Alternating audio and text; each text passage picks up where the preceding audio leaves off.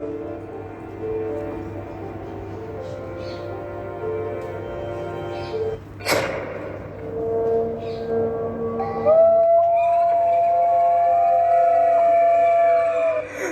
देख खड़े मुझे घूर रही थी।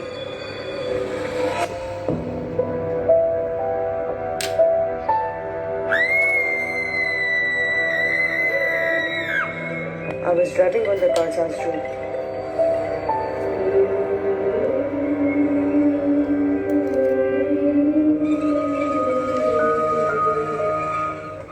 बेटा, छत पे क्या कर रहे हो इस टाइम? आंटी, मेरी मम्मा ने छलांग लगा दी यहाँ से।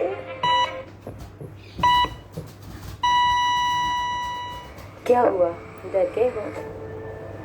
डरना मत, क्योंकि आपके होशो हवास को भी काबू करना है और आपकी सोच की चौखट पे दस्तक देना है। पुरसरार वाक़ियात और दिल को चुका देने वाली लर्ज़खेज़ कहानियों के साथ मैं आ गई हूँ in my show horror night with Fiza season 3।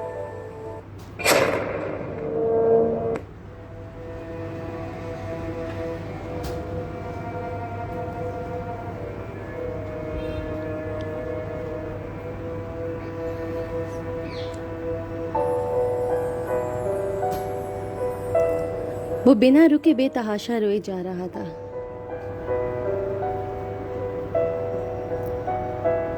उसमें एक अजीब सी ताकत आ गई थी। 3-4 लड़कों के पकड़ने के बावजूद वो काबू में नहीं आ रहा था।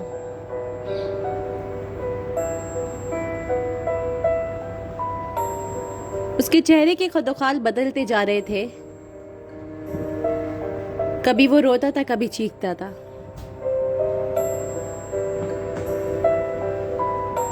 एक वक्त तो ऐसा आया कि वो इस जंग में जमीन पे गिर पड़ा। अपने दिल से, अपने नफ्स से, अपने दिमाग से होती इस जंग में न जाने खुद में ही वो किससे लड़ रहा था। सब चाह के भी उसकी मदद नहीं कर पा रहे थे।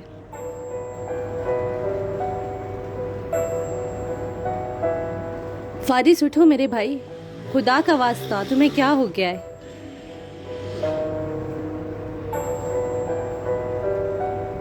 ऐसे ना करो। लेकिन फारिस को हारिस की आवाज नहीं आ रही थी। बेहोश बेसुध जमीन पे पड़ा फारिस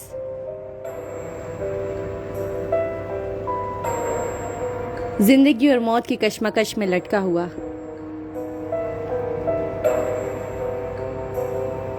तड़प रहा था।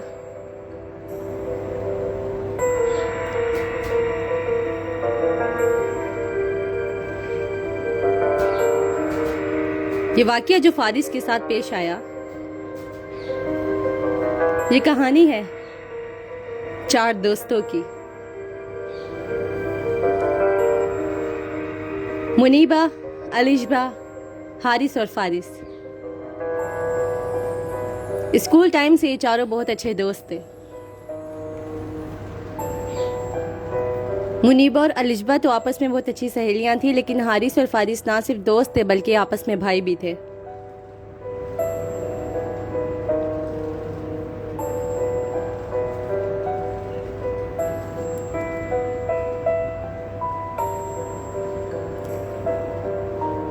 सेमेस्टर का बहुत बर्डन था, बहुत परेशान थे। चारों ने प्लान बनाया, क्योंकि गर्मियां थी तो चारों ने सोचा कि एग्जाम से फ्री होते ही किसी फार्म हाउस पे या किसी बीच पार्टी में घूमने जाएंगे।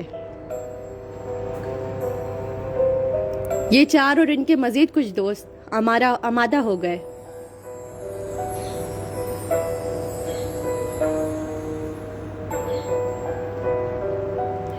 इन सब फ्रेंड्स ने एक फार्म हाउस पे जाने का प्लान बनाया। बहुत एक्साइटेड थे क्योंकि पेपर से फ्री हुए थे। स्टडी से मानो जान ही छूटी थी। और मुनीबा और हारिस तो इस बात के लिए ज्यादा एक्साइटेड थे, क्योंकि ना सिर्फ दोस्त होने के बावजूद बल्कि ये 4 बेस्ट फ्रेंड थे, लेकिन मुनीबा और हारिस दिल में एक दूसरे को चाहते थे। दोनों के दिल में मोहब्बत का एक गुलाब खिल चुका था। जिसे वो बताने से तो कासिर थे, लेकिन हारिस सोच चुका था कि इस ट्रिप पे वो मुनीबा से अपनी मोहब्बत का इजहार कर देगा। अपने इस प्लान में हारिस ने अपने भाई फारिस और मुनीबा की सहेली अलिशबा को भी शामिल कर लिया था। इसी वजह से मुनीबा के पेरेंट्स के नाम मानने के बावजूद अलिशबा कुछ भी करके, बहाने करके, कस्में देके उसे अपने साथ इस पार्टी पे लेके आ चुकी थी।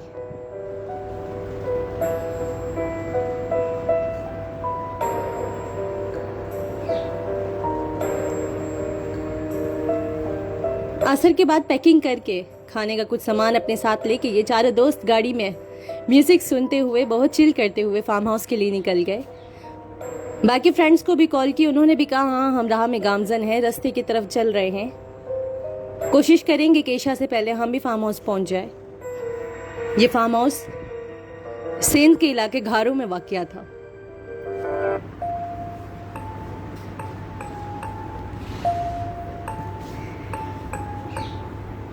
दोनों लड़कियां पीछे बैठी हुई सारी तैयारियां कर रही थी कि वहाँ पे जी क्या करेंगे, क्या पहनेंगे, किस तरह से पिक्चर लेंगे।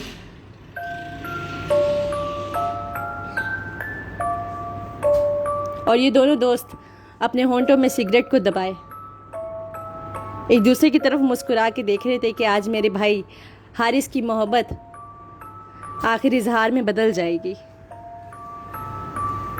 इनके दिल में जो मोहब्बत की कली फूटी है, आज वो खिल जाएगी।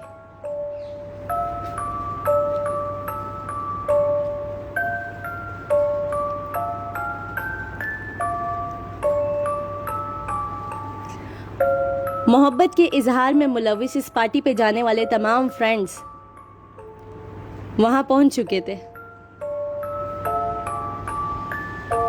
और डिसाइड ये किया गया था कि रात के 12 बजे जैसे ही नेक्स्ट डे चढ़ेगा, यानी कि मुनीबा की बर्थडे होगी, तो ना सिर्फ उसको बर्थडे विश करेंगे बल्कि हारिस खुद अपने लबों से अपनी मोहब्बत का इजहार कर देगा।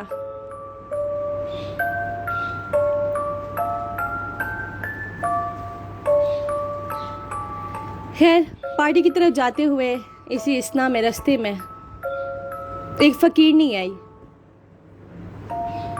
जो कि अक्सर जब हम हाईवे से निकलते हैं या घारों साइड पे फार्म हाउस एरियाज की तरफ जाते हैं तो रास्ते में काफ़ी फ़कीर हमें मिल जाते हैं, जिनमें से काफ़ी नजूमी भी होते हैं और काफ़ी अलग अलग उलूमों में महारत रखने का दावा करते हैं।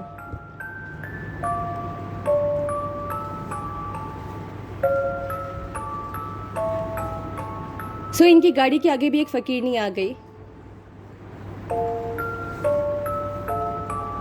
इन्होंने शीशा खोल के उसे कुछ पैसे दिए और कहा कि हम रास्ते में जा रहे हैं, हमारे लिए दुआ करना। और हारिस ने उसे मज़ीद पैसे देके कहा आज एक मकसद के लिए मेरे लिए दुआ करना कि वो मुकम्मल हो जाए, और जवाब हाँ में हो, जिसमें मुनीबा चौंक सी गई और हारिस ने फ़ौरन बात बदल के कहा मैं अपने जॉब के हवाले से बात कर रहा हूँ, भाई हंसो मत मुझ पे।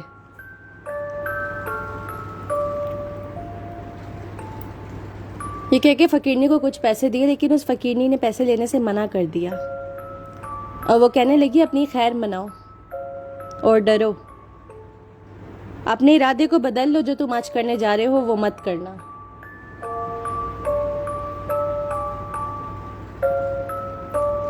हारिस एकदम से बौखला उठा और उसने कहा आप मुझे कह रही हैं, कैसी बात है, आप मुझे दुआ दें, कैसा कह रही हैं, आप मेरा दिल मत तोड़ें। वो फकीरनी कहने लगी मैं तुम्हें नहीं, तुम्हारे जुड़वा भाई फारिस के बारे में बात कह रही हूँ।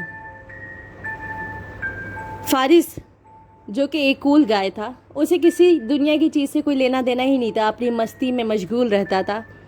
गॉथिक पर्सनालिटी का ये बंदा जिसने बड़ी बड़ी सी ब्रेड्स बनाई हुई थी, अपने हाथों में क्रिस्टल्स लेके फिरता था, बेतहाशा पत्थर अपनी उंगलियों में डाले हुए होते थे। मलंग सिफत ये शख्स, जिसको कुछ भी कह दो तो उसे बुरा ही नहीं लगता था। दीनों दुनिया की फिक्र से उसको कोई लेना देना ही नहीं था। फारिस उसकी बात को सुन के मुस्कुराया और कहने लगा तुम्हें क्या पता मैं आज क्या करने वाला हूँ। वो कहने लगी बाज आ जा इस काम से, तेरे साथ अच्छा नहीं होगा। ये कह के वो फकीरनी वहां से चल दी।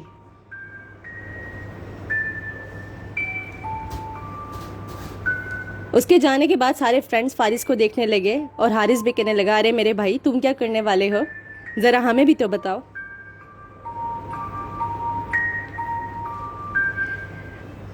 फारिस अपने कूल अंदाज में सर हिलाते हुए कम ऑन ड्यूड कह के स्नूप डॉग का ट्रैक लगा के उसके पर वाइबिंग करने लगा।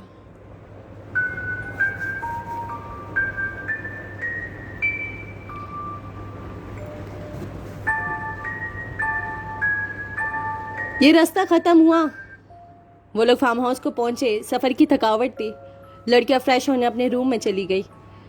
लड़के आपस में मिलके मज़ीद तफरियाँ करने लगे, म्यूज़िक को एंजॉय करने लगे। एक फ्रेंड गिटार बजाने लगा, बाकी फ्रेंड्स जैमिंग करने लग गए। और जिनको म्यूज़िक में कोई इंटरेस्ट नहीं था वो साइडों पे अपने होंठों में सिगरेट दबाए एग्ज़ाम्स की बातें करने लग गए। फार्म हाउस पहुंचते हुए लोग ग्रुप्स में डिवाइड हो गए।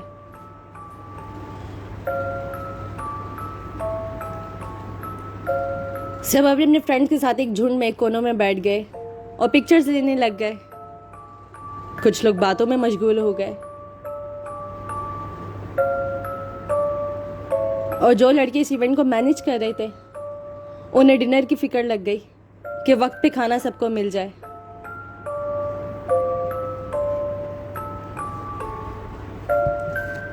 बहरहाल जब सब अपने अपने कामों में लगे हुए थे तो मुनीबा ने अलिशबा के कान में एक बात कही।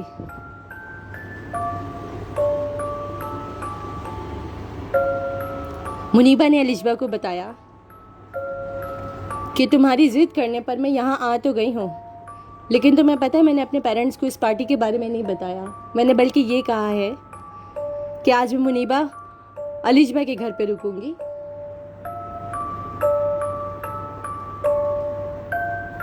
और हम आने वाले सेमेस्टर के बारे में अभी से ही नोट्स तैयार करना शुरू कर देंगे।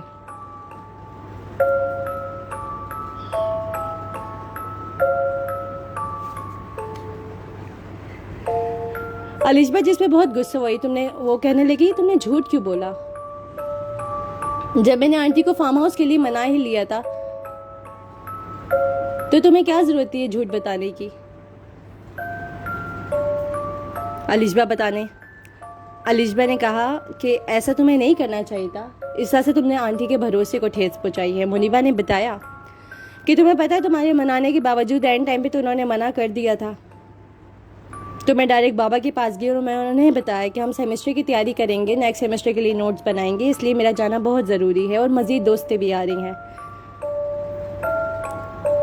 और मेरे हमारी क्लास की दूसरी लड़कियां यानी कि राफिया और नबीला से भी उनकी बात करा चुकी हूँ। खैर दोनों सहेलियों की बहस चल रही थी। यहाँ पे हारिस जो कि आज अपनी मोहब्बत का इजहार करने वाला था, वो इवेंट प्लानर से जाके पूछने लगा, जी आपको फलां जगह पे जैसे मैंने बताया था कि गुलाब की पत्तियां रखनी है, हमारा नाम लिखना है, बलून्स लगाने हैं, आपने उसकी तैयारी की है?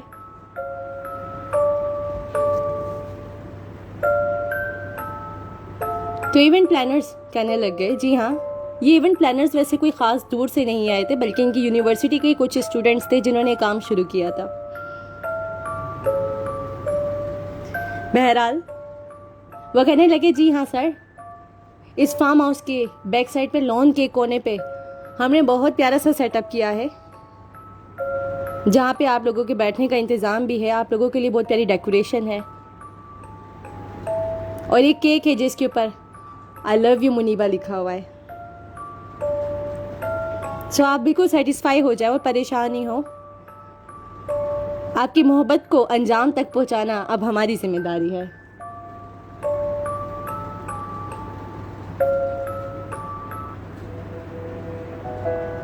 दूर से खड़ा फारिस जब उनकी बातें सुन रहा था तो करीब आके कहने लगा, तुम्हें एक बात बताऊं, आज मेरे पास भी एक सरप्राइज है।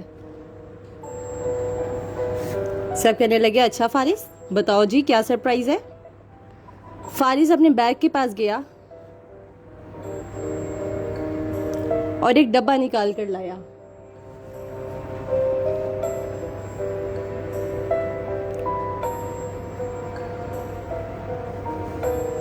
जब उस डब्बे को फारिस ने खोला तो सब उसकी तरफ हैरत से देख रहे थे।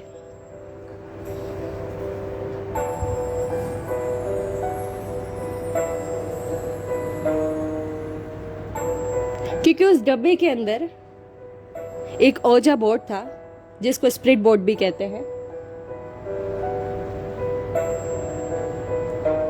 जिसे अक्सर आपने मूवीज में भी देखा होगा, जिसे टीनेजर्स एक गेम खेलने के लिए इस्तेमाल करते हैं, जिससे वो रूहों से बातें करते हैं और उनसे सवालात करते हैं।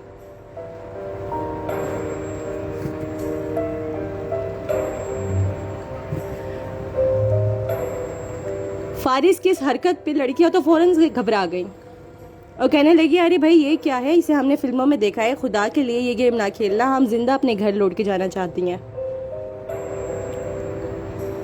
जबकि बाकी लड़के फारिस की वाह वाह करने लगे, अरे फारिस ये तुम कोई काम की चीज लेकर आए हो ना। और वो भी कहने लगे, अब मजा आएगा ना बीड़ू। फारिस जो कि एक इंट्रोवर्ट टाइप का लड़का था, कहने लगा, अच्छा बस ठीक है, बस बस मजा तो तब आएगा ना जब तुम मेरे साथ ये गेम खेलोगे।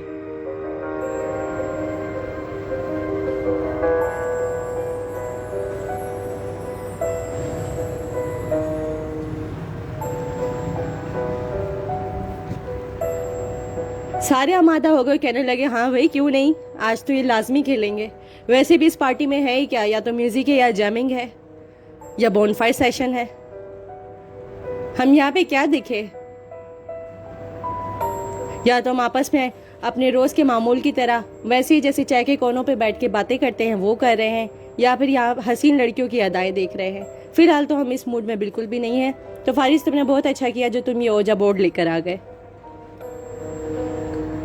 हारिस फारिस को गुस्से से देखने लगा और कहने लगा, ये लाने की क्या जरूरत थी, तुम्हें पता नहीं आज मैंने मुनीबा को अपनी मोहब्बत का इजहार करना है, और तुम माहौल को क्यों ड्रोनी बनाना चाहते हो। फारिस अपने भाई से मजाक मजाक में कहने लगा, ब्रो पहले पता तो लगा लेना चाहिए ना, फला लड़की तुमसे भी मोहब्बत करती है कि नहीं, तो आज रूह से पूछ ही लेंगे कि तुम लोगों की मोहब्बत सच्ची है कि झूठी है। वैसे भी फार्म हाउस पे आने वालों की मोहब्बतें सच्ची तो नहीं होती। अपने भाई को छुड़ाता हुआ फारिस वो बोर्ड लेके कमरे की तरफ चला जाता है।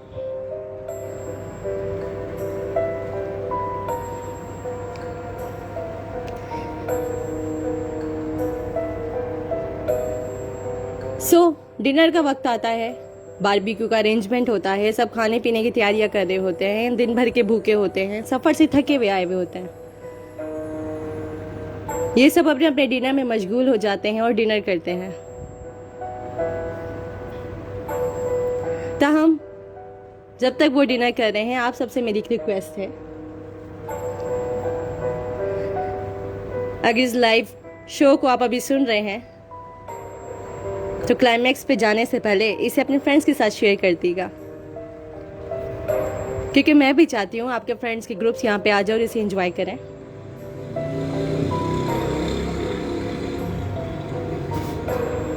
अगर आप इंस्टाग्राम पे सुन रहे हैं तो यहाँ देख लें, कमेंट के बराबर में एक एरोप्लेन सा बना हुआ होगा,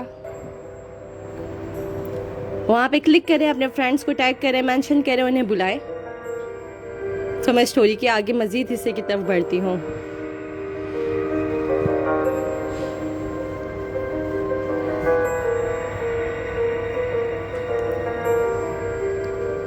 क्योंकि आज बहुत कुछ है आपके साथ शेयर करने के लिए, इसलिए आज का शो काफी लंबा जा सकता है, इसलिए बेहतर होगा अभी से वो लोग इंटरेक्ट कर ले, ज्वाइन कर लें,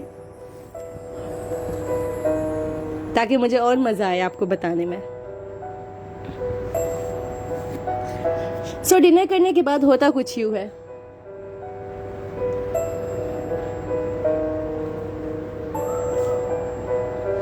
कि खाना खाने के बाद इन सबको चाय की तलब होने लग जाती है, क्योंकि सफर की थकावट होती है, music, jamming, loud music, crowd, बातें, और कोई भी सोना नहीं चाहता क्योंकि आज की ही रात उनके पास होती है।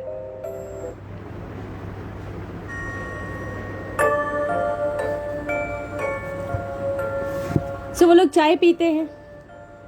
यहाँ हारिस हलिशबा को और फारिस को बुला के कहता है कि 12 बजने में थोड़ी ही देर है, जब मैं तुम लोगों को कॉल करूंगा या कोई इशारा दूंगा तो तुम लोग मुनीबा को लेके फार्म हाउस की बैक साइड पे ले आना, जहाँ पे पूरा सेटअप है, जहाँ पे मैं उसे आज प्रपोज करने वाला हूँ। जिस पे फारिस उसकी बात काट के कहता है, हाँ अभी तो इसमें बहुत टाइम है, उससे पहले क्यों ना आज हम एक और गेम खेल लें।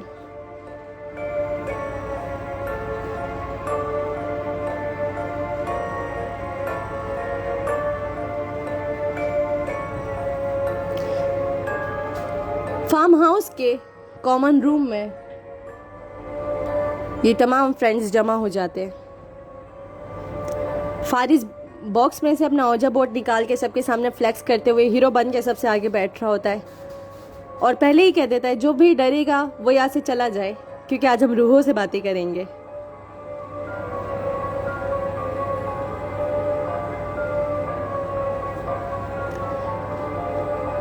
जिस पे लड़का तो कोई भी नहीं डरता, अलबत्ता कुछ लड़कियां कहती हैं, नहीं भाई हमें तुम्हारे इस काम में नहीं बैठना। थोड़ा सा अलिशबा और मुनीबा घबराई हुई होती हैं, लेकिन फारिस उनको कहता है, कम ऑन यार, तुम तो मेरी दोस्त हो, तुम लोग तो ना जाओ, और वैसे भी आज तुम्हारे बारे में भी सवालात करूंगा।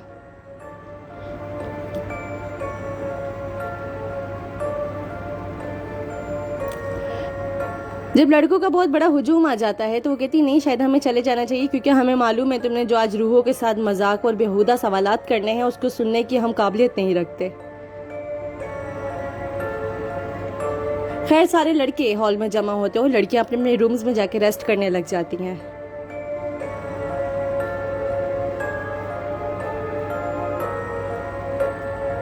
इसी असना में सबसे आगे फारिस, फिर हारिस और जो लड़के करीब खड़े होते हैं वो जब बोर्ड के प्लान शर्ट पे अपनी अपनी फिंगर रखते हैं और रूहों को आवाज़ देना शुरू कर देते हैं। 2-3 बार ट्राई करने पे वो प्लान शर्ट हिलने लग जाता है और उनके सवाल पे कि यहाँ कोई करीब में रूह मौजूद है तो अपने होने का इजहार करे, अपने होने का सबूत दे। इस सवाल पे वो प्लान शर्ट यस पे चला जाता है। कुछ लड़के आपस में चीख चीख के डरने लग जाते हैं, कुछ हंसने लग जाते हैं, कुछ समझते हैं ज़रूर ये फारिस हमारे योगी बाबा की कोई चालाकी होगी, क्योंकि उसके ऊपर सबने फिंगर रखी हुई होती है।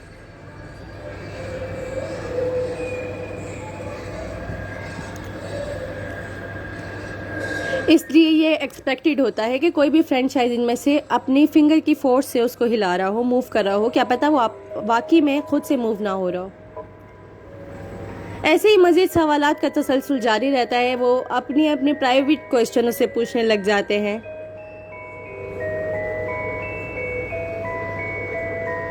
इतने में फारिस पूछता है, तो भाई जो रूह आप हमारे साथ मौजूद है, ज़रा ये तो बताएं कि हमारे भाई हारिस के दिल में मुनीबा के लिए जो मोहब्बत है क्या वो सच्ची है? जिसपे प्लानशेट फौरन से यस पे चला जाता है।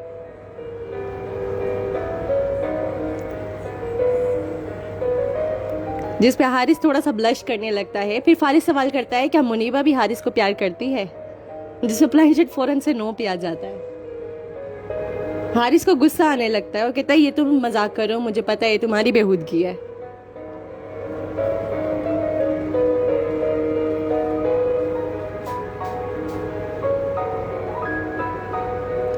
फिर वो सवाल करते हैं कि फिर ये तो बताओ मुनीबा किससे प्यार करती है?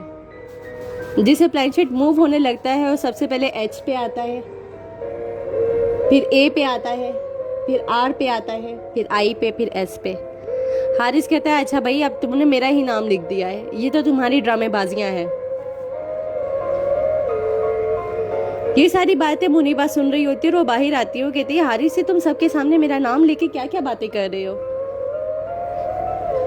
हारिस अपने आप को क्लियर ही करने लगता है कि वो फौरन से देखता है फारिस प्लानशेट हवा में उठाता और मुनीबा की तरफ उसको उसके ऊपर जो ग्लास लगा हुआ होता है उसमें से देखता है और देख के फारिस चीखें मारने लग जाता है।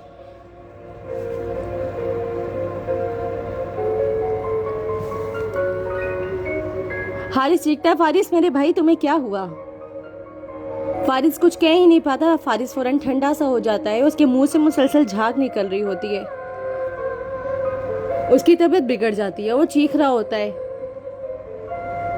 हारिस मुनीबा से दूर हो जाओ, ये मुनीबा नहीं है।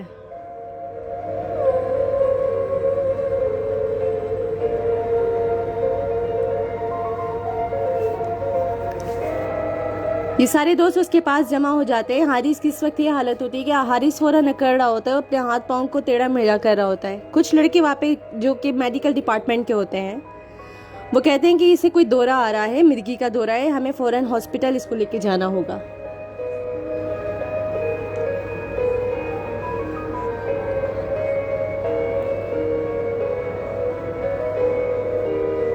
अलबत्ता फारिस की हालत बिगड़ती जा रही होती है।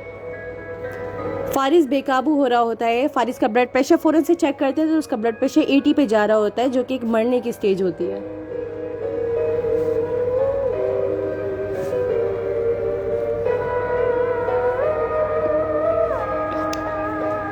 फारिस की ये हालत देख के हारिस अपने मोहब्बत के इजहार के प्लान को भी कैंसिल करता है। कहता है कि एम्बुलेंस को जल्दी से बुलाओ, मेरे भाई को हॉस्पिटल लेके जाओ। थोड़ी देर में ही एक एम्बुलेंस का इंतज़ाम होता है, लेकिन उसमें इतनी ज़्यादा सहूलियत मौजूद नहीं होती क्योंकि घरों के इलाके में एम्बुलेंस का मिलना भी एक मौजज़े से कम नहीं होता।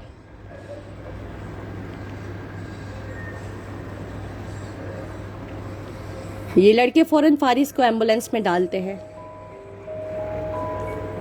फारिस जो कि एक वाइब्रेशन की पोजीशन में लगा हुआ होता है, उसे कुछ समझ ही नहीं आ रहा होता, उसका जिस्म सिर्फ वाइब्रेट कर रहा होता है और उसके मुंह से मुसलसल झाग निकल रही होती है। वो कुछ कहना भी चाहता तो कह नहीं पाता और उसने अपने हाथ में प्लान शर्ट को जोर से पकड़ा हुआ होता है।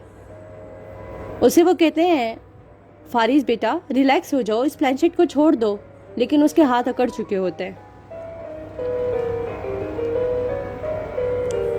एक तवील सी ड्राइव के बाद सिंध के एक हॉस्पिटल में उन्हें लेके जाया जाता है, जहाँ पे पूरी रात डॉक्टर्स उसे रखते हैं, उसके ब्लड प्रेशर को नॉर्मल करते हैं, लेकिन फारिस होश में नहीं आता।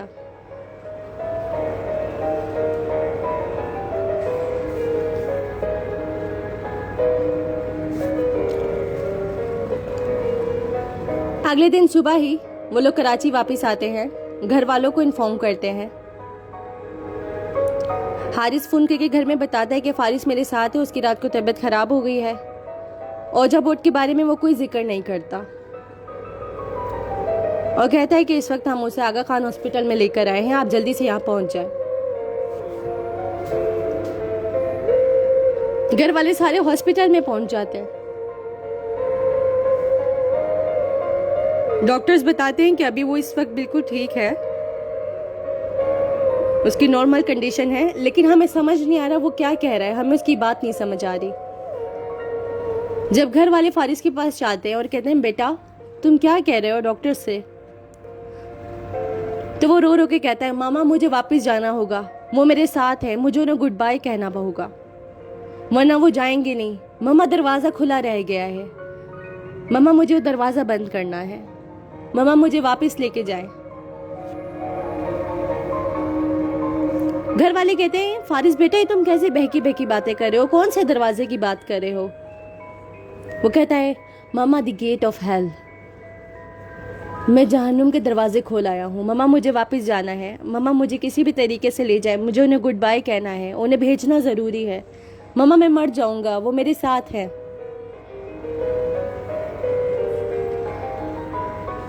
माँ से बेटे की हालत देखी नहीं जाती। डॉक्टर सजेस्ट करते हैं कि शायद तबीयत खराब होने की वजह से उसे जहनी तौर पे कोई असर हुआ है, आप इसे किसी साइकेट्रिस्ट को दिखाएं।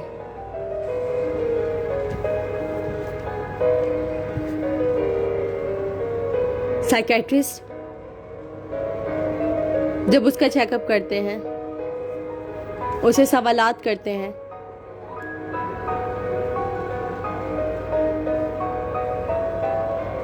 तो वो इस नतीजे पे पहुंचते हैं कि रात को पार्टी पे जो गेम खेला गया था, उस गेम को खेलने के बाद ये किसी सख्त ट्रॉमा में चला गया है और ये इस ट्रॉमा से निकल नहीं पा रहा। ताहम इसे वापस उसी जगह पे लेके जाना होगा, लेकिन तब जब इसकी हालत ठीक हो। हारिस और घर वाले फैसला कर लेते हैं इसे वापस उस जगह पे लेके जाएंगे जहां से ट्रॉमेटाइज हुआ है, लेकिन ऐसा होने की नौबत ही नहीं आती। क्योंकि अचानक से फारिस अपने सर को दीवार में पीटने लग जाता है। अपनी ब्रेड्स को जोर जोर से इतनी जोर से नोचता है कि उसके सर की खाल उखड़ के हाथ में आ जाती है। उसके हाथ में जो क्रिस्टल्स होते हैं वो उसे अपने सर में मार रहा होता है, अपनी आंखों को जख्मी कर रहा होता है।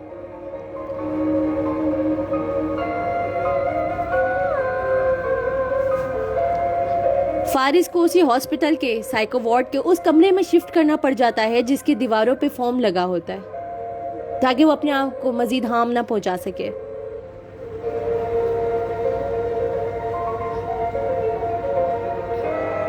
घर वाले फारिस के लिए बहुत परेशान होते हैं।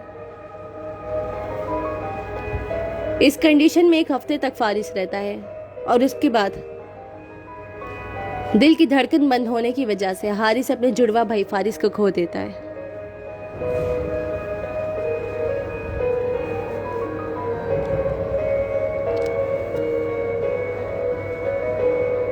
फारिस की मौत के इस दर्दनाक वाकये के बाद हारिस कहीं ना कहीं अपने आप को उसकी वजह समझने लगता है, क्योंकि वो अपने भाई की रहनुमाई नहीं कर सका, उसे रोक नहीं पाया ओजा खेलने से।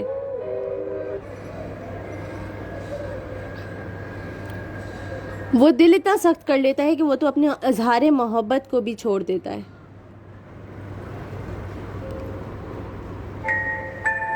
लेकिन बहरहाल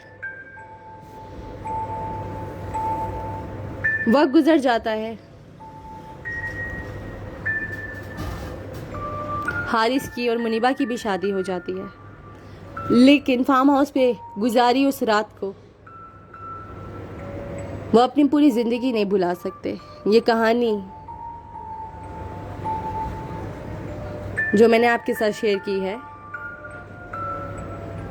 फारिस की जिंदगी का एक बहुत अहम वाकया है। ये फारिस कोई और नहीं है, ये फारिस मेरी फैमिली के ही एक रिलेटिव है, जिन्होंने लास्ट ईयर ये वाकया रूबरू मुझे बताया था, जिनकी उम्र अब 60 साल है।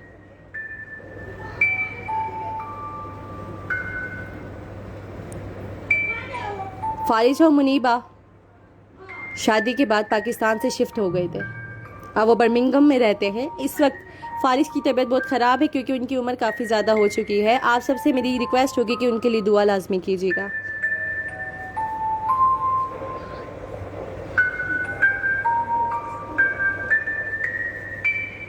बहरहाल अपने भाई फारिस की मौत को वो आज भी याद करते हैं, और ये स्टोरी उन्होंने मुझे खुद बताई थी, जो मैंने आज आप तक पहुंचाई, क्योंकि आज मेरे शो का टॉपिक ही एक ऐसा है। जिन्होंने शो को शुरू होने से पहले शो की पोस्ट देखी थी, आपने देखा होगा। आज हम बात करेंगे connectivity games with demons and spirits के बारे में, जिसमें बहुत सारी गेम्स है। ओजा, चार्ली चार्ली घुस game, bloody Mary and all that. Topic की तरफ बढ़ने से पहले जी आप लोगों की हाजिरी लगा दूं। इस वक्त हमें सुन रहे हैं engineer Pari, IMH11, Muzammil Muhiuddin, elegant Abi, maverick home decor, Ahmed Naveed, DK Ratnani, Farooq Ali, Malika नड, हुमामा फारूक अली, सानिया सईद। सानिया मेरी दोस्त, कैसी हैं आप? तलहा शेख, ख्वाजा अरूज अहमद, शिवांगी गुप्ता, शुएब इफ्तिकार, मेरे दोस्त जर्मनी से, Saib Rahman Zalmi, Waseem Abbas, Farooq Ali, Dahim Khan, Lucifer the morning star, Shafaq Syed और काफ़ी लोग। मज़ीद नाम आते जाएंगे तो मैं आपकी हाजिरी लगाती जाऊंगी। खिजर साहब, अब्दुल राफे, सैयद जाइम, रिडिक्यूलस, आयशा अहमद, मुनीब, मोनिस हबीब,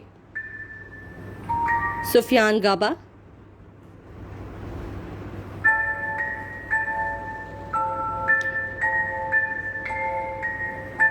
कमर 786, फ्राइव एंड अदर,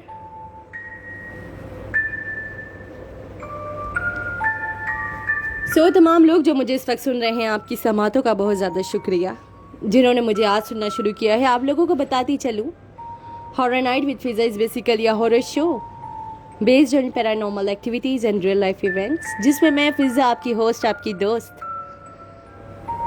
कुछ खौफनाक, ड्रॉनी, क्रीपी वाकयात आपके साथ शेयर करती हूँ। कुछ हकाइक, कुछ मिस्टीरियस एस्पेक्ट्स के बारे में आपको बताती हूँ। और इसी तरह हमारे शो का तसलसल जुड़ता है। कुछ कहानियाँ शेयर करती हूँ जो कि आप लोगों ने ही मुझे बताई होती हैं, आप लोगों ने मुझे डीएम की होती हैं या ईमेल के थ्रू भेजी होती हैं, जो मैं आपके नाम के साथ शामिल करती हूँ।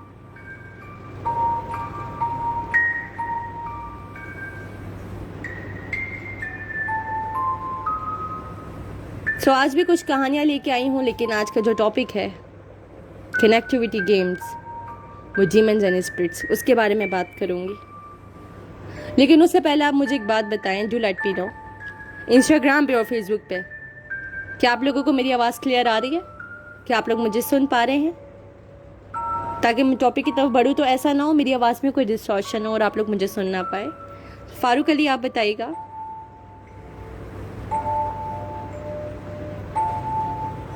ख्वाजा अरूज कहते हैं जहन्नुम के दरवाजे, जी हाँ, जहन्नुम के दरवाजे। शुएब इफ्तिखार कहते हैं हारून अली आ जाओ, सुनते हैं। शियान समीर ने तो बिना सुने शुरू में कह दिया फुल चीप लॉल, बिना सुने ही। ऐसे कैसे मेरे भाई? अभी तो मैंने आपके साथ कोई चीपनेस ही नहीं की। फारूक अली कहते हैं यस आ रही है आवाज़। शहरोज़ अली आ चुके हैं, वेलकम शहरोज़ अली। उमामा कहती हैं यस आवाज़ तो क्लियर है, लेकिन थोड़ा जल्दी बोल लें तो क्या ही बात है। अच्छा जी, जल्दी बोल लेते हैं।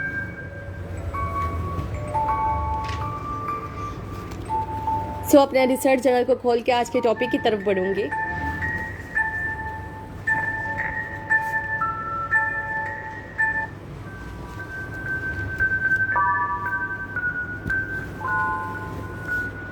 जो कि कनेक्टिविटी गेम्स,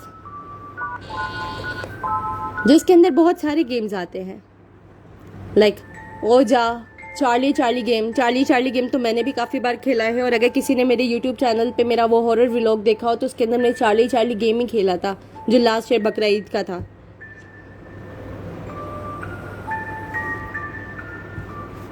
ब्लडी मैरी, जिसका जिक्र फॉल्कलोर में भी है।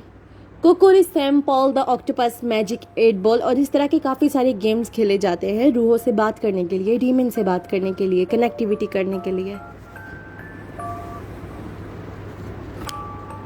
इन गेम्स का ओरिजिन ये है, जो ओजा गेम है बेसिकली।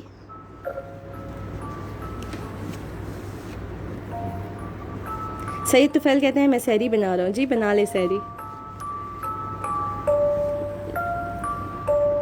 ओजा बोर्ड, जिसे स्प्रिट बोर्ड भी कहते हैं, टॉकिंग बोर्ड भी कहते हैं, इसके अंदर A to Z अल्फ़ाबेट्स होते हैं। येस और नो लिखा होता है, हाई एंड बाय लिखा होता है, और एक प्लानशेट होता है स्त्री नुमा, जिसके ऊपर सब फिंगर रख के गेम को स्टार्ट करते हैं।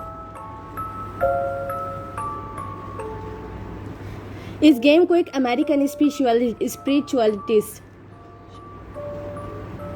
जिनका नाम पर्ल कुरैन था,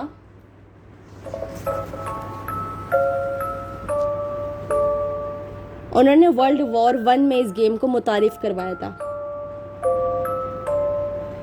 और वो लोगों के साथ ये गेम इसलिए खेला करती थी कि वो उन्हें कहती थी कि वर्ल्ड वॉर 1 में जो अपने प्यारों को खो चुके हैं वो उनके पास आए, अपॉइंटमेंट लें,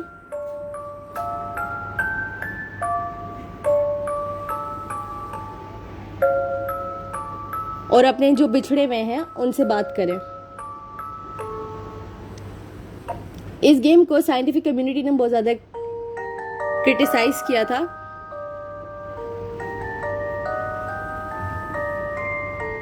इस गेम को चाइना में भी खेला जाता था फ्यूजी के नाम से 1100 AD में।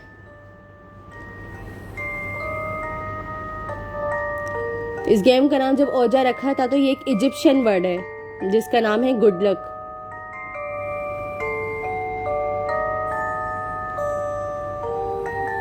इसके अलावा एक गेम है चार्ली गेम, जिसको जुइगो दिलाला पीरिता ये कहा जाता है। ये गेम भी 20s के अंदर ही मुतारिफ करवाया गया था। और इस गेम के अंदर बताया जाता है कि जो लोग चार्ली गेम खेलते हैं वो जिस चार्ली से बात कर रहे होते हैं वो बेसिकली एक मैक्सिकन गोस्ट है जिसका नाम कार्लिटोज है। अर्बन लेजेंड्स के एक्सपर्ट जिनका नाम डेविड है वो कहते हैं कि ला लेरोना एक लेजेंड है जिसने अपने बच्चे मार दिए थे। उससे बात करने के लिए वहां के लोग इस गेम को खेला करते थे। –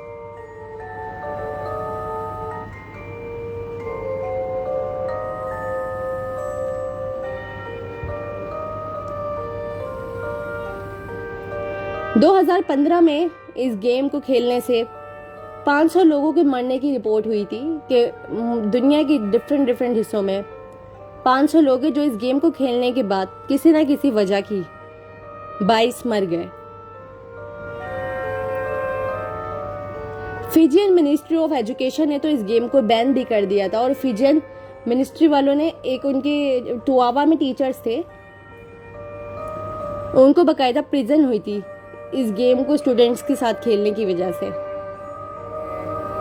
इस गेम पे काफ़ी मूवीज़ भी आ चुकी हैं। बेसिकली जो मैं आपको गेम्स बता रही हूँ ओजा वाली और चार्ली चार्ली, आप इससे रिलेट कर पाएंगे क्योंकि इस जनरेशन ने इनके ऊपर मूवीज़ बहुत ज़्यादा देखी हुई हैं। सारी हॉलीवुड मूवीज़ में है ये तो जी, हॉलीवुड मूवीज़ में ही दिखाया गया है, इंडियन मूवीज़ में भी दिखाया गया है। ये हॉलीवुड मूवी नहीं है, बेसिकली उसके अंदर ये दिखाया गया है जिसका मैं जिक्र कर रही हूँ। अब यहाँ पे अगर मैं एंजेलिना जोली की बात करूँगी तो मैं उसकी किसी मूवी के बारे में तो बात नहीं करूँगी ना। एक ऑब्जेक्ट कहीं पे भी इस्तेमाल हो सकता है।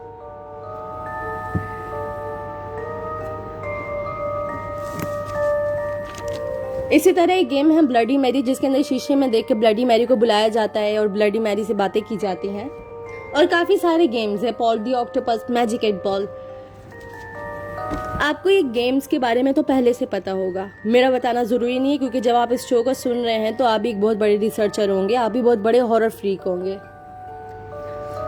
सो मेरे बताने से पहले आपको इनके बारे में पता होगा। बट इनका ओरिजिन बताने का मकसद ये है कि क्या ये गेम खेलने से वाकई रूहें हमारे पास आके बातें करने लग जाती हैं।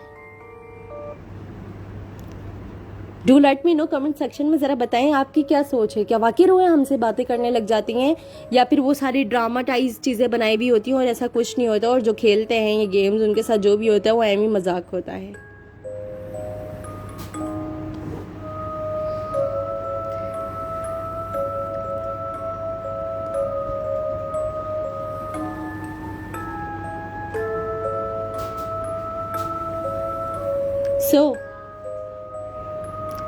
अगर ऐसा होता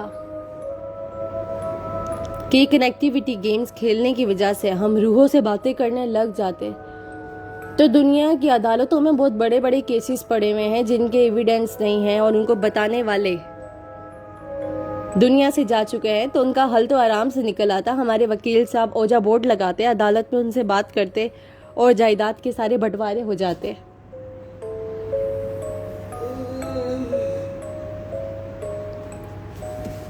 सो द थिंग इज, अगर रूह बात नहीं करती, ऐसा कुछ नहीं होता, तो ये न्यूज़ में जो 500 लोग मर गए या फिर कुछ लोग जिनके रियल वीडियोस इंटरनेट पे मौजूद हैं और कुछ लोग वो भी हैं जिनको मैं पर्सनली तौर पे जानती हूँ और उन्होंने बताया है कि ऐसा गेम्स खेलने के साथ उनके साथ वाकई कुछ हुआ है।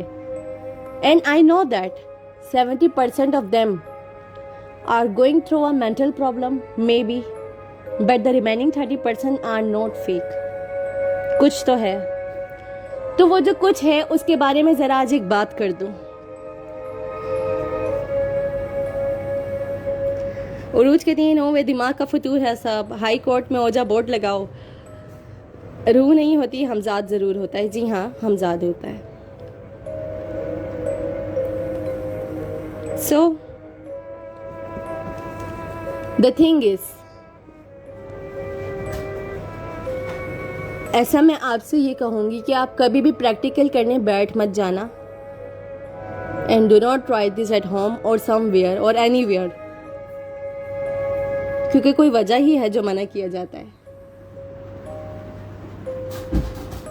तो रिसर्च बताती है, डीमोनोलॉजिस्ट एक्सपर्ट, प्रीस्ट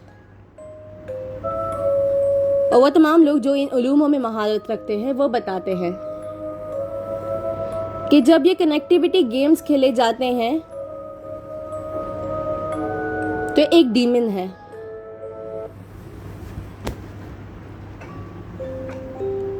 जिनका नाम आई डोंट नो, मुझे लेना चाहिए नहीं, क्योंकि मेरे एक लिसनर थे, छोटे से हैं, उनका नाम भी फारिसी है।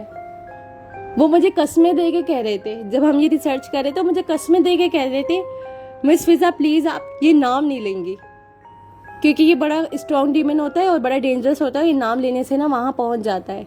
सो फारिस की कसम के लिए ये नाम तो नहीं मैं लूँगी, मैं आप लोगों के लिए इसको टाइप कर देती हूँ, बट एक डीमन है।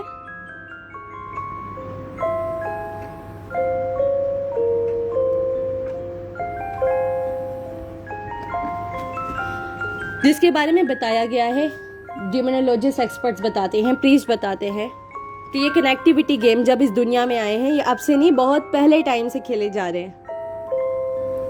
लाइक काफ़ी कदीम जो ऐसी निकली, लाइक मोहनजोदड़ो और इस तरह की सिविलाइजेशंस जो दुनिया में निकली हैं, उन लोगों के पास भी इस तरह के कुछ गेम्स थे जो वो डाइस के जरिए खेला करते थे रूहों से बात करने के लिए। राजा जी कहते हैं पिज्ज़ा जैसा नाम है। जी हाँ, पिज्ज़ा जैसा नाम है, चले हम इसे पिज्ज़ा ही कह देते हैं।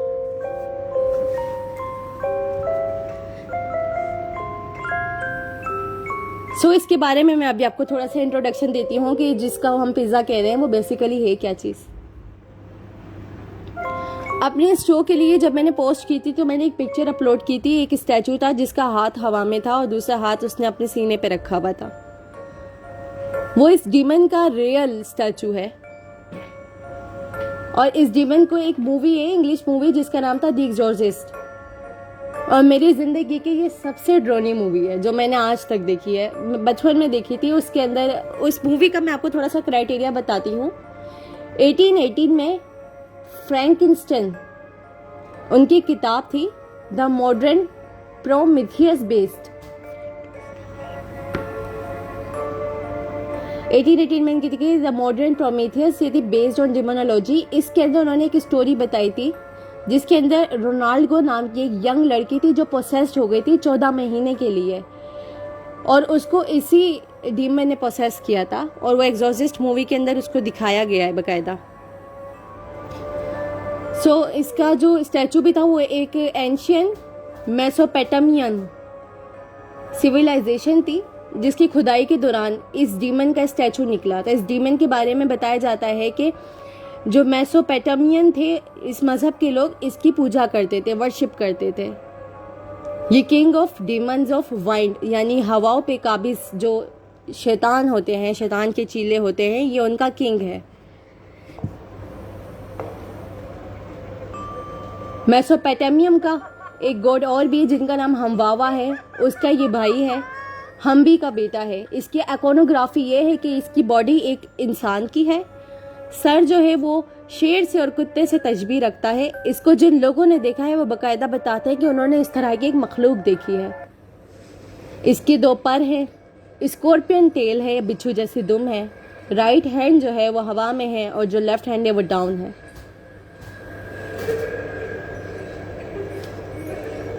इस डीमन जिसकी मैंने आपको आइकोनोग्राफी बताई है,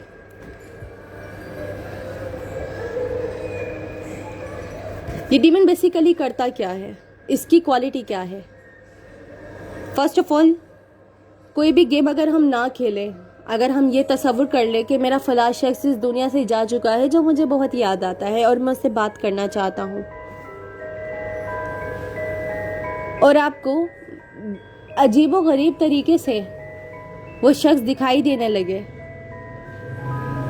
तो उसकी 2 पॉसिबिलिटीज़ होती है। या तो आपने उसकी याद को अपने जहन पे सवार करके एक साइकोलॉजिकल डिसऑर्डर तैयार कर लिया होता है अपने लिए, या फिर ये डीमन आपके आसपास पहुंच जाता है, क्योंकि ये इंसान को उसके मरे हुए लोगों की याद से ही मिलता है। इसका यही एक ज़रिया उनसे मिलने का। इस डीमन की क्वालिटी ये कि इंसान के जहन को पढ़ लेता है। इसी वजह से जो लोग ये गेम्स खेलते हैं और वो फला इसका ट्रस्ट बिल्डअप करने के लिए सवालात करते हैं कि हमारे फला सीक्रेट के बारे में बताओ, फला सीक्रेट के बारे में बताओ,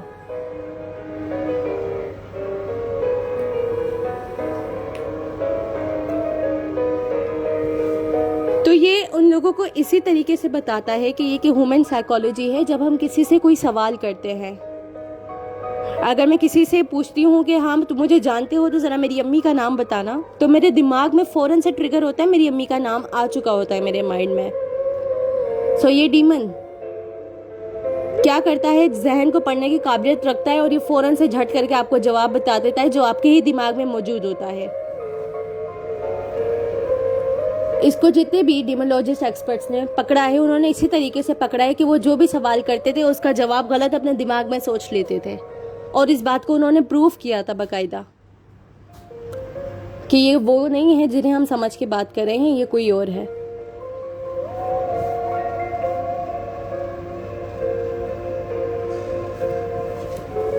एक मशहूर राइटर है जिनका नाम डैरन वाइन इवेंस है। उन्होंने अपनी ज़िंदगी के एक इंसिडेंट शेयर किया है।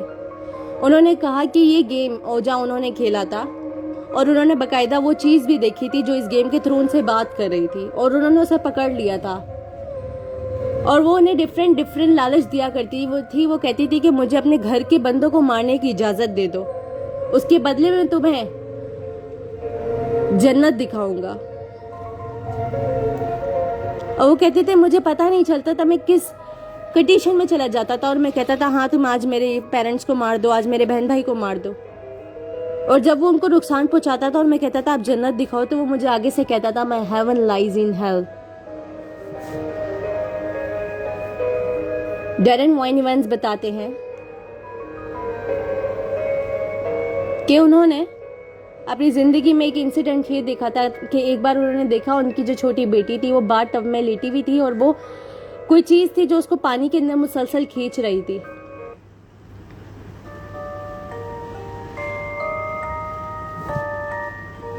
और वो चाह के भी उसे बचा नहीं पा रहे थे, और उन्होंने अपना प्लैनशीट जो कि ओजा बोर्ड की वो प्लैनशीट होता है,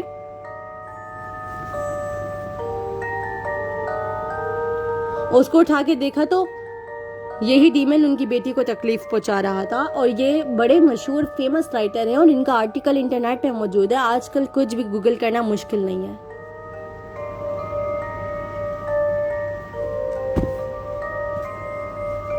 So, according to the reports, he can read your mind and tell you what you ask.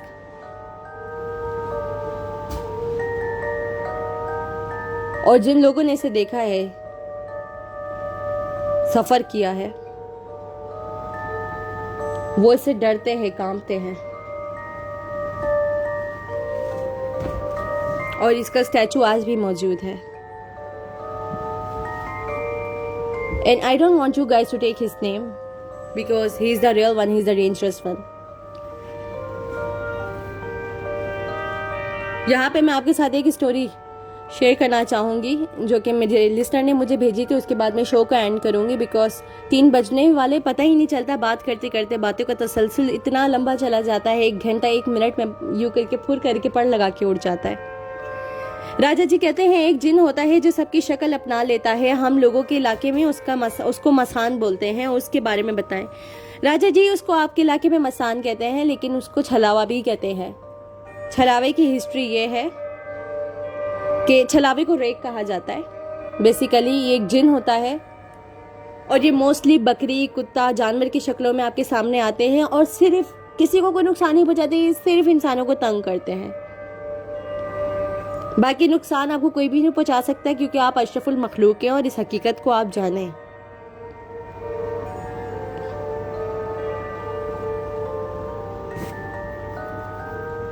So nothing can harm you because dead do not hurt but the living one does.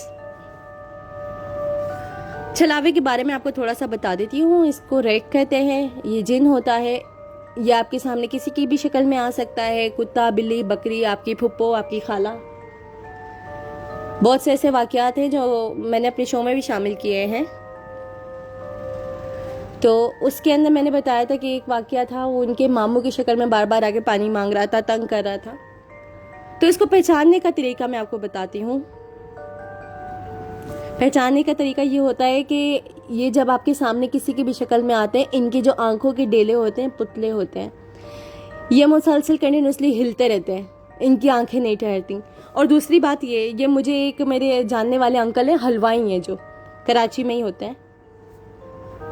वो काम करते थे मुल्ला अहमद हलवाई की shop में। तो उन्होंने मुझे काफ़ी सारे ऐसे वाकयात बताए हैं। नेक्स्ट मजीद शोज़ के साथ, अपने शोज़ में आपके साथ शेयर करूंगी कि मिठाई की दुकानों पे जिन्नात क्यों आते हैं। तो उन्होंने बताया था कि हमारी दुकान पे कई बार रात के टाइम जिन्नात आ जाते हैं और हमें पता चल गया उनकी पहचान ये होती है कि जो जिन्नात होते हैं, अगर आपके सामने कोई भी जिन इंसान की शक्ल में आ रहा है तो उसको पहचानने का जस्ट सिंपल एक ये तरीका है। एक तो उसकी आंखें, उसकी कदो-कामत, ये आपको अजीब से आपके ऊपर असर डालते हैं। दूसरा, इनकी जो जिन्नात होते हैं, जब ये इंसान बन के आपके सामने आते हैं तो इनके जो आईज़ होते हैं, हमारी इंसान की आंखें बादामी मखरूती होती हैं और हमारी आंख में अल्लाह मियाँ ने कोने बनाए हैं और इनको बनाने का मकसद ये होता है कि हमारी आंख में कोई भी गंदगी ना रहे। जब हम सोएं तो हमारी आंख एक प्रोसेस में जाती है जिससे हमारी आई अपने आप क्लीन हो जाती है और हमारी आईज के साइड्स पे गंदगी आ जाती है। लेकिन जो जिन्नात होते हैं, जब ये इंसान की शक्ल में आपके सामने आएंगे तो इनकी आंखें गोल होती हैं, इनकी आंखों के कोने नहीं होते। वो गोल गोल निगाहों से आपको देख रहे होंगे और आपसे सवालात कर रहे होंगे और आप सोच रहे होंगे ये कौन था, कहाँ से आया और किधर को चला गया। उसको पहचानने का सिर्फ एक यही तरीका होता है। राजा जी कहते हैं मैंने देखा हुआ है बच्चे की शक्ल में। हाँ जी, वो किसी की भी शक्ल में आते हैं और मैंने इनके बारे में ये भी सुना है कि अगर ये आप इनको पकड़ लो ना कि हाँ भाई तू तो ये है, आजा तुझे पकड़ू, मारो पीटे या कुछ भी करो। मैंने मोस्टली इनके ऐसे सीन सुने कि जो भी इनको पकड़ता है थप्पड़ मारता है। तो ये ना अपनी जान छुड़ाने के लिए कहते हैं हाँ तुम इंसान हो, मैं तुमसे डर गया क्योंकि तुम शाहे जिन हजरत सलमान के मानने वाले हो। इस बात पे वो आपको एक कोई गिफ्ट भी दे के जाते हैं आपकी 7 जनरेशन्स के लिए। यानी कई लोगों को तो उन्होंने मेरे एक स्टोरी थी आपके साथ शेयर करती हूँ मैं कि एक शख्स थे, वो एक जंगल से गुजर रहे थे। किसी और की स्टोरी नहीं, मेरे अपने दादा अब्बू की है ये।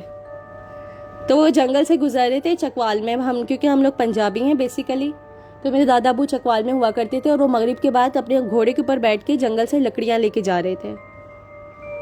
जी मेरे दादा की भी नहीं, मेरे दादा के भी दादा की स्टोरी है। सो वो चकवाल में लकड़ियां लेके जब जा रहे थे तो उन्होंने रास्ते में देखा एक छोटा सा जो शीप होती है, भेड़ होती है, उसका बच्चा ना जंगल के बीच में उनको रास्ते में नजर आया और वो कहने लगे अरे तू उस जंगल में क्या कर रहा है, कोई शेर या भेड़िया खा जाएगा। और उन्होंने उसे अपने घोड़े के पीछे बिठा लिया और चलते गए। जब वो थोड़ी मुसाफत तय करके आगे गए तो घोड़ा चल नहीं रहा था, घोड़े के कदम आगे नहीं बढ़ रहे थे। उन्होंने पलट के देखा तो वो भेड़ का बच्चा वहां पे जहां से उन्होंने उसको उठाया तो उसकी टांगे वहां पे थी और उसका जिस्म घोड़े के पीछे पुश्त पे था। तो वो देखते ही पहचान गए क्योंकि गांव के थे और वहां पे छलावे वगैरह नजर आते रहते हैं। तो देखते ही पहचान गए और उन्होंने अपने कंधे से कुल्हाड़ी उठाई और कुल्हाड़ी की जो लकड़ी की बैक साइड होती है उससे उसको मारना शुरू कर दिया। तो वो देखते ही देखते अपनी असली शक्ल में आ गया और वो एक बोने से कद का इंसान सा बन के उनके सामने आके कहने लगा मुझे माफ कर दो, मैं तुम्हें परेशान कर रहा था। और उसे छोड़ने के लिए और माफ करने के लिए रिवार्ड में उस छलावे के पूरे कबीले ने उन्हें कहा कि आपकी 7 जनरेशन के लिए चकवाल का जो जंगल होता है ना वहां पे बहुत ज्यादा अंधेरा होता है। तो उन्हें कहा था आपकी 7 जनरेशन के लिए हम ये गिफ्ट देते हैं कि यहाँ से वो जब भी गुजरेंगे उनको रात के वक्त अपने आप रोशनी नजर आया करेगी, हम लोग उन्हें रास्ता दिखाया करेंगे। सो ये रेक छलावे जिसको भी नजर आते हैं और अगर आप इनको पकड़ लो तो ये आपको कोई गिफ्ट भी देते हैं रिवार्ड में। एमजेड कहते हैं gold coins, yes gold coins भी देते हैं। सो आज का जो मेरा शो था, होप सो आपको फारिस और हारिस वाली कहानी पसंद आई होगी और जो मैंने आपको बताया इनके बारे में, इन गेम्स के बारे में, कनेक्टिविटी गेम्स के बारे में जो नॉलेज थी, मेरा फेवरेट सेगमेंट एक्चुअली वही होता है जो नॉलेज मैं आपके साथ शेयर करती हूँ क्योंकि मैं उसके बारे में रिसर्च करती हूँ। मैं ऐसे आपके आगे नहीं बैठ जाती। मैं इंस्टाग्राम पे पोस्ट लगाऊंगी, मेरी एक बहुत मोटी सी ना नोटबुक है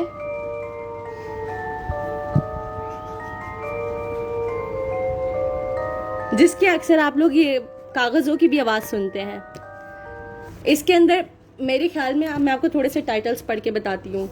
जोजो कनेक्टिविटी गेम, एस्ट्रल प्रोजेक्शन, रूह की परवाजगी, अलमारी दिफरीत, खूबसूरत खवाइस, खिंजाब, जिन्नात, सोने की देग, वैम्पायर्स, परी, फेरीज, झील, सफल मलूक, हमजाद और railway station, Halloween special, Kohe Chiltan, Lucy Grey, Buddhist graveyard, कारसास की दुल्हन, इजिप्ट के फेरोज, मेरमेड की मिथ, अलमारीद, नसनास, पलीस, शैतान, इब्लीस और कितने सारे टॉपिक्स हैं जो ये नोटबुक अभी ख़त्म होने वाली है, सीज़न 1 के, सीज़न 2 के, जो मैं शोज कर चुकी हूँ।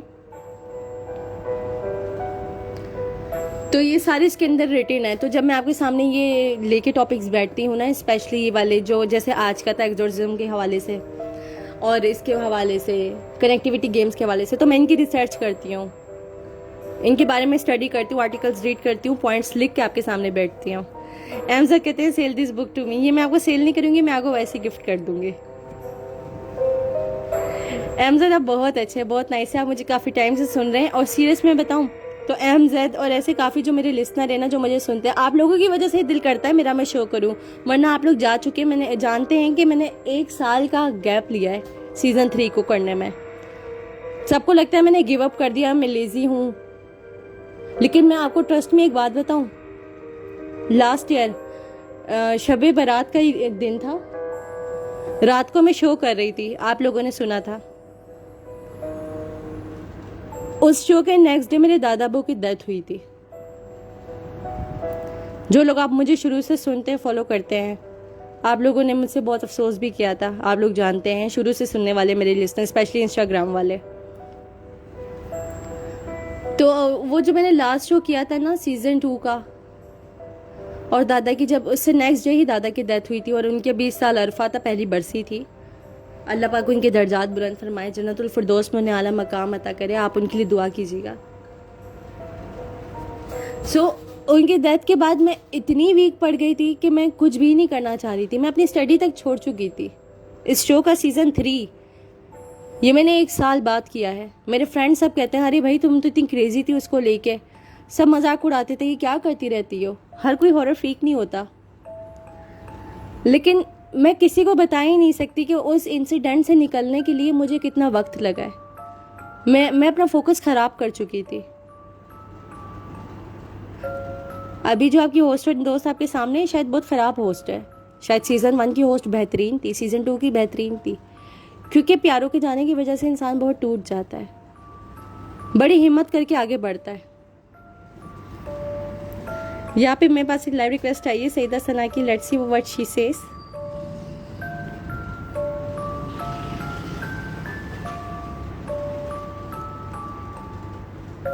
सना ने डिक्लाइन कर दिया। कोई भी ज्वाइन करना चाहता है तो बता दीजिएगा, उसके बाद फिर मैं शो को एंड करती हूँ। अल्लाह पाक मग़फ़िरत करे, आमीन सुम आमीन। सो बेसिकली अब सीज़न 3 स्टार्ट हो ही गया है, तो बहुत सारे टॉपिक मैं लेकर आती रहूँगी। और आप लोग जो मुझे सुन रहे हैं, आप लोगों से कहूँगी कि अगर कोई टॉपिक जो आप लोगों के इंटरेस्ट का है, जो आप जानना चाहते हैं, हो सकता है जो चीज़ मैं बताऊँ आप उसे रिलेट ना कर पाए। सो हम ज़ात के बारे में या किसी के भी बारे में टॉपिक ऑन डिमांड रख लें, जो आप बोलेंगे मैं उसके बारे में सर्च करके बता दूँगी, क्योंकि स्टोरीज़ का मेरे पास एक ईमेल्स का दस्ता पड़ा हुआ है। मैं जो टॉपिक सोचती हूँ उसकी स्टोरी तक मेरे पास पहले से पड़ी हुई होती है।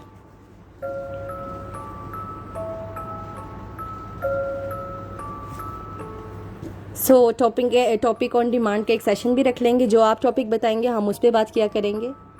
इसके अलावा आप सबसे ये कहना चाहूँगी कि अगर कोई वाक़या अल्लाह ना करे अगर आपके साथ पेश आया है, कोई इंसिडेंट इंसान की लाइफ में हो जाते हैं, इंसान की ज़िंदगी जो है एक एक्सपीरियंसेस की किताब है। सो कभी आपके साथ कोई वाक़या पेश आया हो और आप चाहते हो कि उसे मैं अपनी शो की ज़ीनत बनाऊँ, आपके नाम के साथ उस कहानी को शामिल करूँ, तो आप वो मुझे स्टोरी लाजमी डीएम कीजिएगा। इंस्टाग्राम पे डीएम करने का तरीका ये है, इंस्टाग्राम पे जाएं, horror night with Fiza search कर लें, लिंक वैसे मैंने दी हुई होती है, तो आप उसको वहाँ पे भी जाके सर्च कर सकते हैं। करने के बाद आपने मुझे फॉलो करना है, स्टोरी डीएम करनी है, मेरी टीम आपको फ़ौरन से जवाब दे देगी और आपकी स्टोरी को मैं अपने शो में शामिल कर लूँगी। इसके अलावा वो लोग जो स्केचिंग करते हैं, आर्टिस्ट हैं या कोई भी ऐसे फैक्ट्स करते हैं, या कोई भी टैलेंट जो आपके पास है, अगर आप उसको क्रीप आउट करके, हॉरर आउट करके, कोई भी हॉरर स्केच बना के, हॉरर इफेक्ट्स करके, कोई हॉरर सिनेमाटोग्राफी या आपकी फ़ोटोग्राफी स्किल्स दिखा के, कुछ भी आपका जो टैलेंट है, अगर आप चाहते हैं कि उसको मैं आपकी आईडीज़ के साथ हाईलाइट कर दूं अपने इंस्टाग्राम पे, तो आप मुझे वो भी डीएम कर सकते हैं। इसके अलावा मेरा एक और चैनल है जिसका नाम है फिजास्टिक वाईटी। मेरे बायो में उसकी भी लिंक्स मौजूद हैं। उस चैनल पे बेसिकली मैं पबजी मोबाइल की और डिफरेंट गेमिंग्स की वीडियो बनाती हूँ, और आजकल तो मैं उसके ऊपर व्लॉगिंग करी हूँ। लास्ट व्लॉग मैंने उसके ऊपर डाला था अभी बीच पार्टी का, जो बहुत मज़े का है। सो अगर आप वहाँ पे जाके एक बिल्कुल ही अलग और डिफरेंट फ़िज़ा से मिलना चाहते हैं तो आप वो मेरा व्लॉगिंग वाला चैनल लाजमी सब्सक्राइब कीजिएगा। इसके अलावा ये शो जो आज का है रिकॉर्ड होता है और अपलोड हो जाता है यूट्यूब पे on my channel which is horror nights with Fiza. So आप चाहते हैं कि आप इसको शेयर करें अपने फ्रेंड्स एंड फैमिली के साथ, तो आप उस चैनल को सब्सक्राइब करके इस शो को वहाँ से शेयर कर सकते हैं। और पिछले भी वहाँ पे काफ़ी सारे शोज़ पड़े हुए हैं, सीज़न 1 के और सीज़न 2 के। अगर आप उनको भी सुनना चाहें तो शोज़ वहाँ पे पड़े हुए हैं। इसके अलावा शॉर्ट हॉरर स्टोरीज़ भी हैं। सो मेरे इन दोनों चैनल्स को आप लाजमी हाँ जी, फारूक के लिए मैं बिज़नेस प्रमोशन भी करती हूँ फ्री ऑफ कॉस्ट। अगर आपको करवाने तो कर दीगा, क्योंकि अभी फ़िलहाल जो मेरा शो है ये पेड स्पॉन्सरशिप है मुझे थ्रिफ्टी सैम की। थ्रिफ्टी सैम के जो है बहुत अच्छे थ्रिफ्ट क्लॉथ्स होते हैं, और मैंने सर्दियों में बहुत सारे इनसे लिए भी हैं, पहने भी हैं और पोस्ट भी किए हैं। तो आप इनके रिजनेबल प्राइस में बहुत सस्ते 500 1000 इस रेंज में आते हैं, लाजमी लेके ट्राई करना। IMH कहते हैं स्टोरी भी इसी स्पीड से सुनाया करे। IMH मैं आपकी फिर सांसें कैसे रोकूंगी, मैं चाहती हूँ आप क्यूरियस रहें कि आगे क्या होने वाला है। बहरहाल स्टोरी की स्पीड भी बढ़ा देंगे।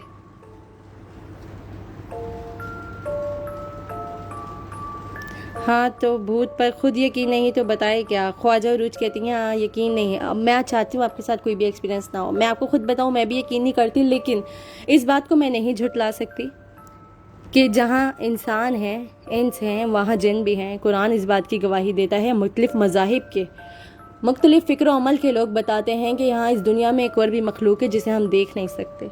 और जब हदीसें हमजाद के होने की गवाही देती हैं तो मैं कौन होती हूँ इस बात को झुटलाने वाली।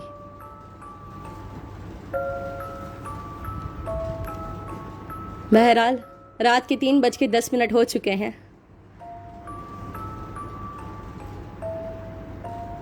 और बहुत सारे प्रीस्ट और डिमोनोलॉजिस्ट एक्सपर्ट कहते हैं कि रात के 3 से लेकर 5 बजे का वक्त एक ऐसा वक्त होता है जो इंसानों के सोने का वक्त होता है, लेकिन कुछ मखलूक़ात जो हमें नज़र नहीं आती हैं उनके जागने का वक्त है। इस वजह से जब हम यहाँ पे उनका जिक्र करते हैं और आप वहाँ बैठ के उनका जिक्र सुनते हैं तो होता कुछ यूँ है जैसे शिवांगी और उरूज राजा जी के बारे में कोई बात कर रही हों, और राजा जी पास से गुजरते हुए सोच रहे हों, तो ना चाहते हुए भी उनकी अटेंशन वहाँ जाएगी और वो भी सोचेंगे ये दोनों लड़कियाँ मेरे बारे में क्या खुसफुसा रही हैं। तो ऐसा ही कुछ होता है जब हम उनका जिक्र करते हैं, आप वहाँ उनका जिक्र सुनते हैं, तो आपके आसपास मौजूद तमाम मखलूक़ात जो आपको दिख नहीं रही होती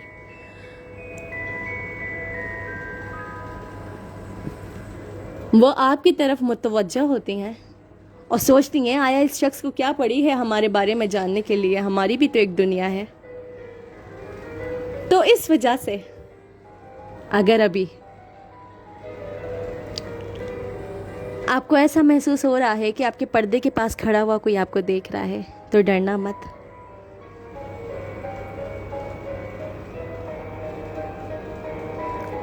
अगर छत से किसी के बार बार चलने की आवाज़ आ रही है और ऊपर वाले पोर्शन में कोई नहीं रहता, तो डरिएगा मत। अगर आपको ऐसा लग रहा है कि किचन के पास से साए गुजरे हैं, तो डरने की बात नहीं है, आप तो अशरफुल मखलूक है ना। एंड याद रखिएगा, the dead do not hurt but the living one does. So मज़ीद टॉपिक्स के साथ, मज़ीद कहानियों के साथ अगले वीकेंड फिर मुलाकात होगी।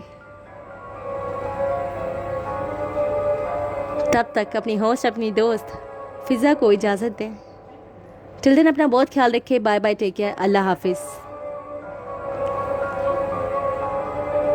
और कोई भी टॉपिक हो जिसके बारे में आप चाहते हो मैं नेक्स्ट वीक शो करूं, तो मुझे DM कर दीजिएगा। तब तक के लिए बाय बाय, टेक केयर, अल्लाह हाफिज़।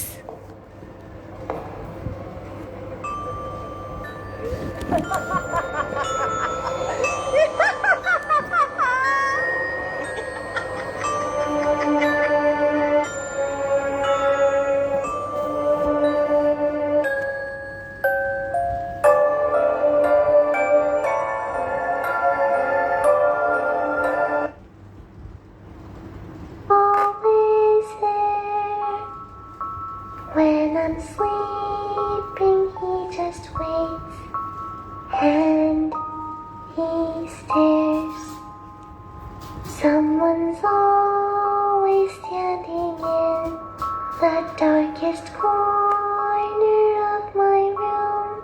He's tall and wears a suit of black, dressed like the perfect groom. Where